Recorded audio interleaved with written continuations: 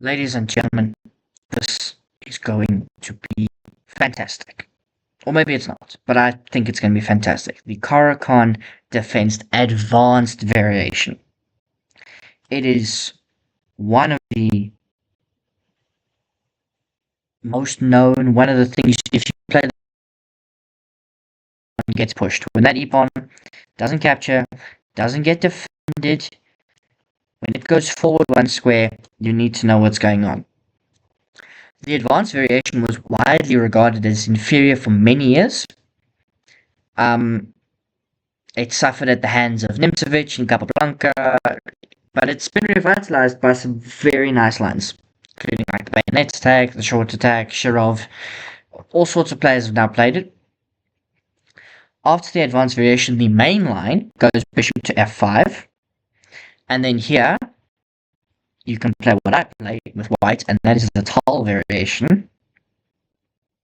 And that is just, oh, beautiful. Black plays h5. I'm going to show you now quickly.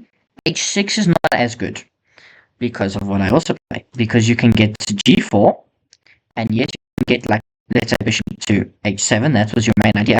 Well, now let's move e6. Which just, it's a pawn sacrifice, and you can see the engine thinks white's slightly better.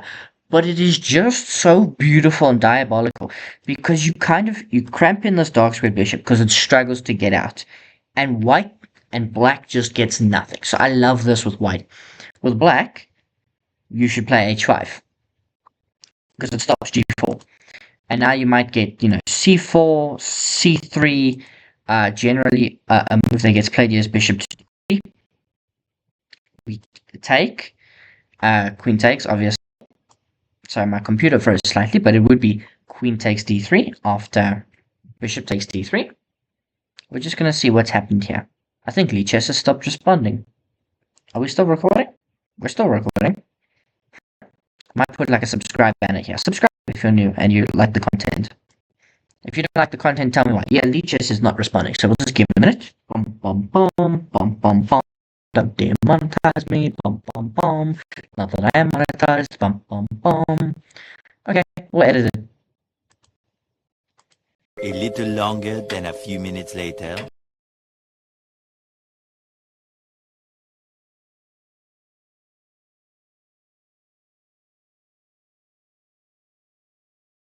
Right, it's working again. Yes.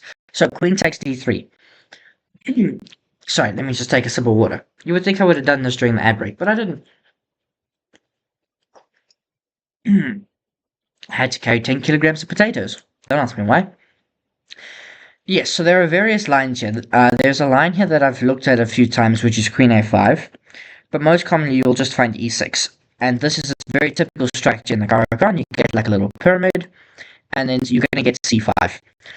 The problem with playing h5, and equally the problem with playing h4, is that the opponent gets these weak squares. So you will see a bishop or maybe a knight landing on that square in the future. And if you elect to castle kingside, it can cause you weaknesses. But hey, it's what you have to do. So, we get bishop to g5, queen to b6, and now knight to d2, and then we can get c5. And this is really what you're after. c4 is probably the most common line here, and then here you play. So you can play queen takes b2. Not my recommendation, because you're kind of wasting time, but it's what the engine says you have to do.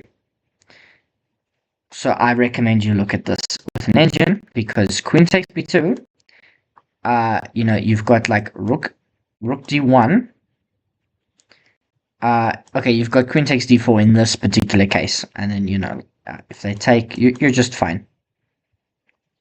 Knight gf3. Knight gf3, knight e2. What? Knight gf3, yeah. Rounding up this pawn. And you get this position, and the rook's looking here. And now the bishop's going that way, so you've got to like go this way, got to trade. It's a very interesting position. Here we've only got one game in the Masters database from this position. I suppose because after queen takes d4, the most common move is queen e2. Okay, remember all of the moves are in the description down below. But let's have a look. Bishop f5. There are a few other ways to play. White doesn't always play h4. Sometimes they'll play what's known as the short variation, which is often knight to f3. And then here you've got like e6, bishop to e2, and knight to d7. You can alternatively play c5, short castles, knight to e7, knight bd2, something like h6. Getting ready to duck the bishop back, then the knight can come out, and you can get the bishop out supported with c5. And this is a different type of structure, so you can still build up very nicely on the queen side. White still always plays on the king side. That is inherently, from the structure that you've got in the center, that's inherently what you do. It's a little bit similar to when we looked at the exchange, but of course the pawns were slightly different. There was no e-pawn, it had got you've got like rook on the c-file after you play c5, so there are various plans that you're going to be looking at. But of course, you don't have to play bishop to f5. You can play the line that when I have the white pieces, I have the most, and that is c5. Oh boy. Now the main line here will commonly played c5. Now there are two moves that get played here. They're either e6 immediately, looking to just round up this pawn, or what I face the most at intermediate level is knight to c6. You get bishop to b5, pinning the knight, and now e6. And you strike at this pawn.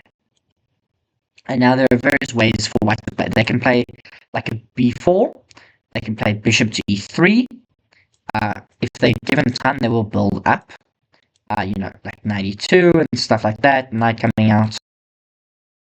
This is kind of what you play. But what you've done is white has taken off center, so you've got two central pawns. You've got eyes to win both of them because they're split. And white has to like invest in like f4 to try and hold on to this pawn or commit all of its pieces.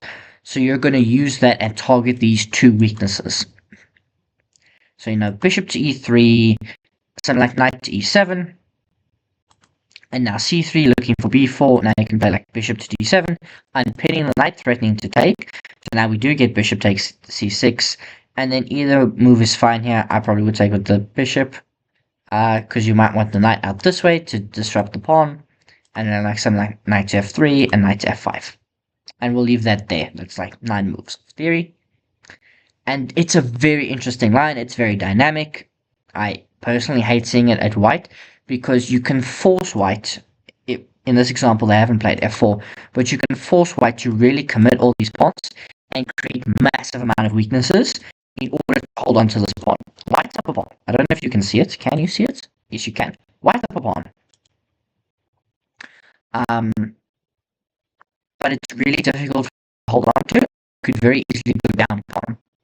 Like, if white black castles here, right? Let's say white castles. It's now -1. Because you get knight takes e3, f takes e3, and bishop takes c5. That is weak. That is weak.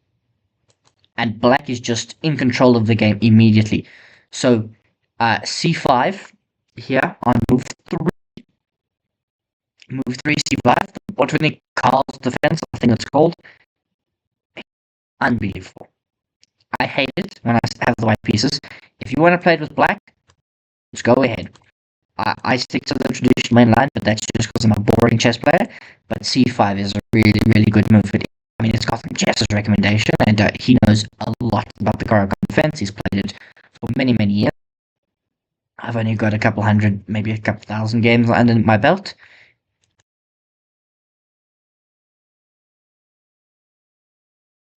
All there is to the advance, you've got the advance. It's 2 moves that you really consider. That's bishop to f5 and c5. If I look at the engine, there's one other idea, and that's g6. And not really an engine, it's been played. And this is an idea in some structures of the Caro-Kann, in some lines that you will come across, to fianchetto the bishop out this way. I don't like it, simply because you're biting on granite. Like f4 and c3, and your bishop never sees the light of day. It's probably better to invest in c5. At some point, you keep this pawn back, you play e6, and you look for c5. That's why I like getting the bishop out.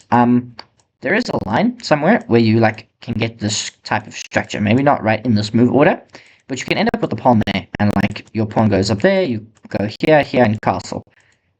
So g6 does come with this idea where you can play bishop to f5 and allow them to take you, and then you get this nice open g5 that you can use as an attack. It's something to look at, and it creates a different dynamic from a Caro-Kann defense, because you're not going to invest in the queen side. You're going to invest where white's typically stronger in the king side, and that could be something really, really to exploit. But hey,